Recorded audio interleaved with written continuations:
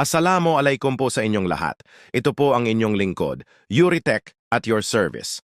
May na-receive po akong Redmi 9T na mula pa sa Bataan. At ang concern po ng may-ari na itago na po natin sa pangalang Sir Josh ay bigla na lang daw pong nag-no power kaya ipinagawa niya ito sa isang pagawaan.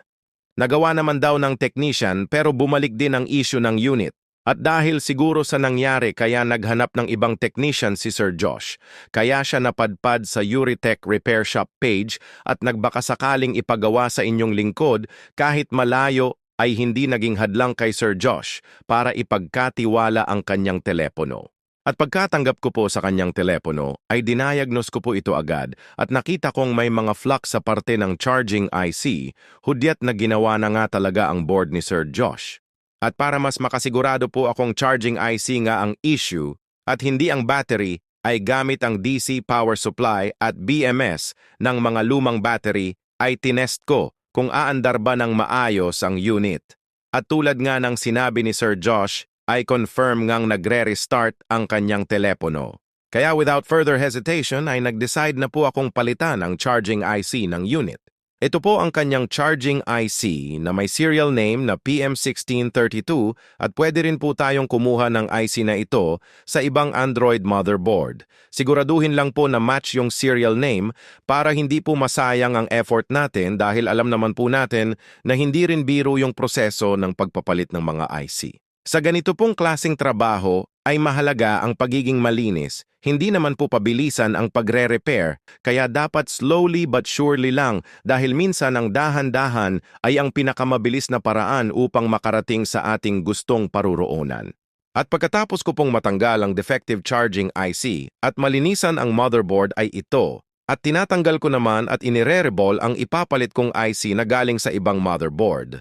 Dito po sa part ng pagre-reball ay parang madali lang gawin kung ang pagbabasihan po natin ay ang napapanood natin sa ating mga screen. But believe me po, kung gaano po kadali itong panoorin, ay siya naman pong kahirap nitong trabauhin.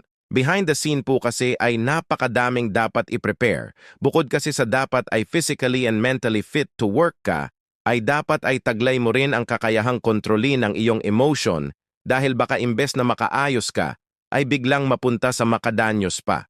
Then after ko pong mareball ang charging IC na ipapalit ko, ay ang huli o final na prosesong gagawin ko ay ang paglalapag nito sa motherboard na ginagawa ko. Tulad nga ng sinabi ko ay slowly but surely lang para hindi masayang ang lahat ng effort natin mula sa pagtatanggal, paglilinis at pagre-reball sa mga IC at motherboard. At ayun na nga po pagkatapos ko pong mailapag ang charging IC sa motherboard, ay agad ko naman itong tinesting para alamin kung aandar na ba ng maayos ang cellphone ni Sir Josh at sa kabutihang palad ay umaandar na ng maayos ang telepono ng aking kliyente. At sa kabilang banda naman po ay nakatanggap po ako ng mensahe mula kay Sir Josh na humihingi ng update sa kanyang pinadalang telepono dito sa branch natin sa Quiapo na mula pa sa bayan ng Bataan. At dahil kagagawa ko lang ng cellphone ni Sir Josh, ay sinabi kong gawa na ang kanyang telepono. Pero inoobserbahan ko na lang para bago ko ipadala pabalik, ay makonfirm ko po munang maayos na ang kanyang cellphone. One eternity later. At makalipas ang halos kalahating araw ay hindi ko na rin nakitaan ng pagre-restart ang unit. So I assume na fully repaired na ang cellphone ni Sir Josh kaya nag-decide na akong pwede nang ipa-pick up ni Sir ang kanyang telepono. Pero makalipas lang ang isang araw ay nag-message agad si Sir Josh na wala pa daw 24 hours ay hindi na daw nag-o-open ang kanyang telepono. And upon knowing his concern, ay hindi na ako nagdalawang isip pa and I took all the responsibilities. Sa kahit ano pong klaseng negosyo, ay hindi po maiiwasan ang tinatawag na back job. Wala namang negosyo ang perpekto, pero dapat ang lahat ng negosyo ay responsable sa kanilang mga kliyente, lalo na kung ang pinag-uusapan ay tungkol sa back job. And to make the story short ay naibalik na sa akin ang back job na unit ni Sir Josh at agad ko naman itong diniagnose at sa dami ng ginawa kong test ay iisa lang ang itinuturo ng lahat ng diagnosis ko. At ang may problema ay ang CPU chip. Very common naman sa Redmi model ang CPU issue kaya wala nang intro-intro pa ay sinimulan ko na ang proseso sa pag-reball ng CPU. Ang unang step ay tatanggalin po muna natin ang black glue na nakapalibot sa gilid ng CPU. Ang purpose ay para hindi po sumama ang mga maliliit na component like resistor and capacitor na may mahalagang role sa sistema ng CPU. Kapag malinis na ang gilid ng CPU ay humanap ng spot na sa tingin mo ay komportable kang sungkitin ang gilid ng CPU para tuklapin. At kung mapapansin nyo po na tinanggal ko yung isang resistor ay dahil dyan sa side na yan, akong komportable na sungkitin ng CPU. At mamaya ay ibabalik ko rin naman yung resistor dyan sa location niya. At kapag malinis na ang CPU ay lagyan ito ng flux sa gilid para hindi tumalsik ang mga maliliit na component habang ito'y tinatanggal.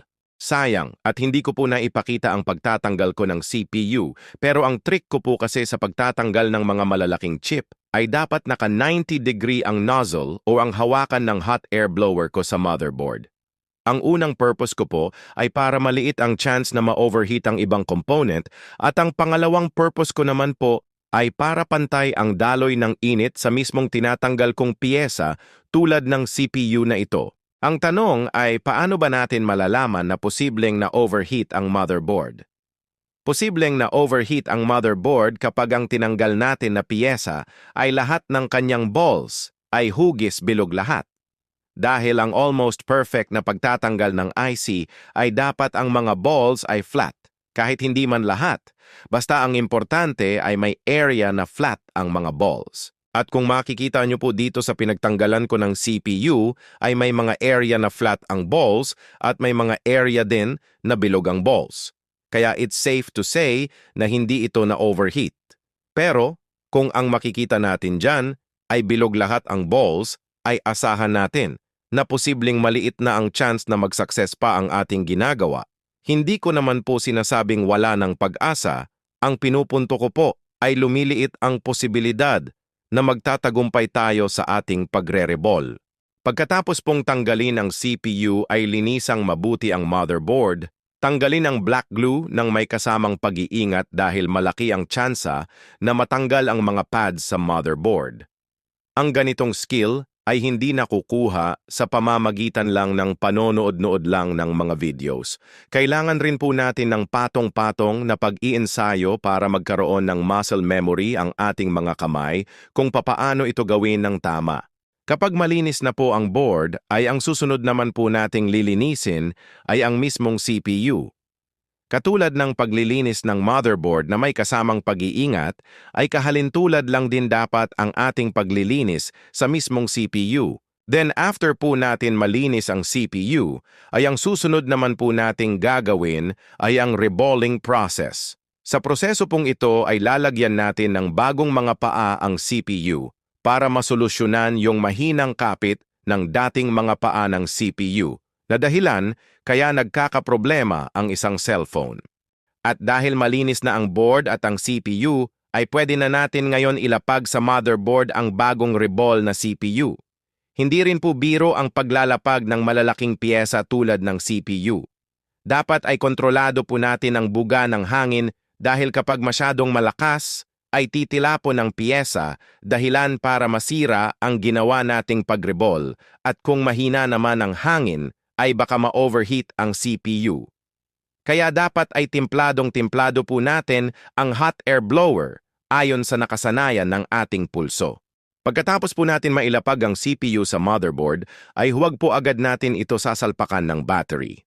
Ang dapat pong gawin natin ay i-double check sa multimeter kung wala bang short sa battery terminal at sa mga paligid ng CPU. Sa ganito po kasing paraan ay maiiwasan natin ma-damage ang CPU dahil may mga moment po kasi na after reball ay nagsho-short ang CPU at para hindi ma-damage ang piyesa ay ugaliing gamitin ang multimeter bago mag-supply ng kuryente sa cellphone. At kapag na-confirm po natin na wala naman short ang motherboard, ay pwede na po natin itong supplyan ng kuryente para i-test ang lahat ng functions ng unit. At kapag gumagana na ang lahat ng functions ng cellphone, ay bago po i-assemble ang unit, ay lagyan po muna natin ng UV solder mask ang paligid ng CPU para protection laban sa oxidation na isang uri ng chemical reaction na nagpaparupok sa lead ng CPU na nagre-resulta sa mas mabilis na di inaasahan na backjob. At ito na po ang finished product ng ating ginawa. Sa hinabahaba man ng trabaho, ay super worth it naman dahil successful naman po ang ating operation. Hindi pa rin po dito nagtatapos ang warranty natin dahil may 2 weeks warranty pa po tayong ibinibigay para if ever na magkaproblema pa rin ang unit ay may habol pa rin sa atin ang ating kliyente.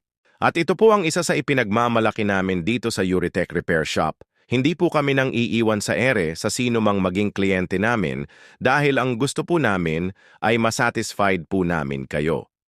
Dalawa lang po ang gusto namin mangyari, maging masaya at satisfied po kayo dahil nagawa ang inyong ipinapagawa at mapanatag kayo if ever.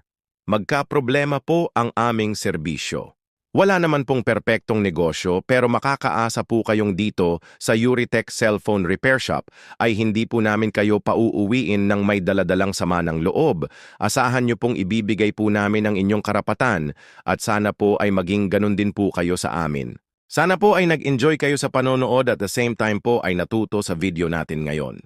Ako nga po pala ang inyong lingkod Euritech at your service. Antabayanan po ninyo ang mga susunod ko pang video na bukod sa kaaya-ayang panoorin ay kapupulutan pa ng kaalaman. At para lagi po kayong updated sa mga susunod ko pang video, ay huwag nyo pong kalimutang i-follow ang ating Facebook page at YouTube channel. Hanggang sa muli po. Salamat! At shoutout nga po pala kay Boss Yuhan M. Maraming salamat po sa panonood sa ating mga videos. Naway marami pang tulad mo ang makapanood at matuto sa ating mga content.